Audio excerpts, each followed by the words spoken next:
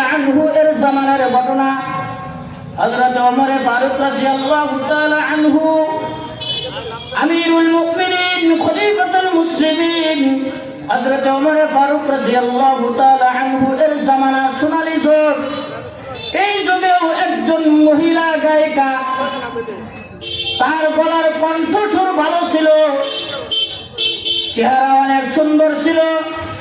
তার গলার কণ্ঠ দিয়ে মানুষকে গান গেয়ে গিয়ে শোনাতো।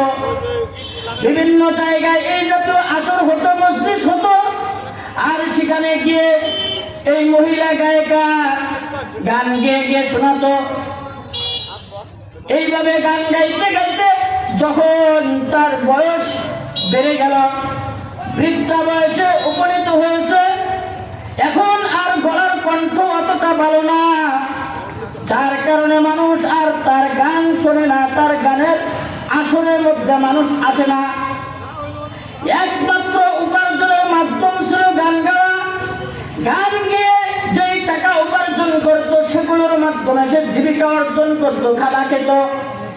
যখন বৃদ্ধ হওয়ার কারণে আর তার গান কেউ শোনে না, মানুষ তার আসরে আসে না, এই মুহূর্তে এই লোকটা 4 দিন 5 দিন 1 সপ্তাহ 10 দিন পর্যন্ত না খেয়ে থাকছে।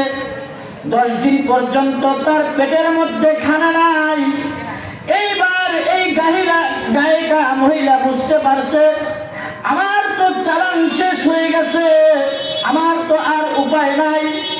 এইবার জান্নাতুল বাকি রাসূল করিম সাল্লাল্লাহু আলাইহি ওয়াসাল্লামকে যেখানে দাফন করা হয়েছে, রাউজাতুল আতহার জান্নাতুল বাকির কাছে গিয়ে আল্লাহর কাছে তওবা করা শুরু করছে। আল্লাহকে বলা শুরু করছে, ও আল্লাহ, ও আমার মালিক, ও আল্লাহ, আমি গুনাহগার, আমি নাফরমান। আল্লাহ, তুমি আমার চেহারা সুন্দর করে দিছিলা, আল্লাহ আমার কণ্ঠ তুমি সুন্দর করে দিছিলা, আমার তোমার দেওয়া এই কণ্ঠ দিয়ে আমি গান গাইছি, মানুষ আমার গান শুনছে, আমার চেহারা সুন্দর ছিল, এটা তোমার একটা বড় নিয়ামত।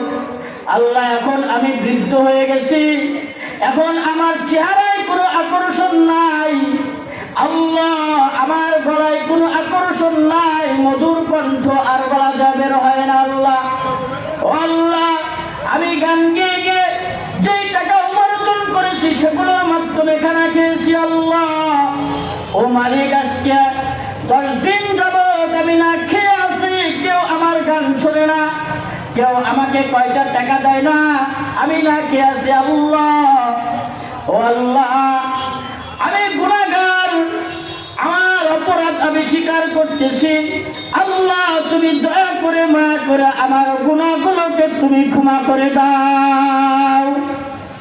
এভাবে কান্না করতেছে, কান্না করতে করতে করতে করতে অস্থির হয়ে পড়ে যাচ্ছে, মাটিতে পড়ে যাচ্ছে, আবার উঠে দাঁড়াইতেছে, আবার কান্না করতেছে, আবার মাটিতে পড়ে যাচ্ছে, বেহুশ হয়ে যাচ্ছে, আবার দাঁড়াইতেছে, আবার কান্না করতেছে। এইভাবে একের পর এক কান্না চলে যাচ্ছে।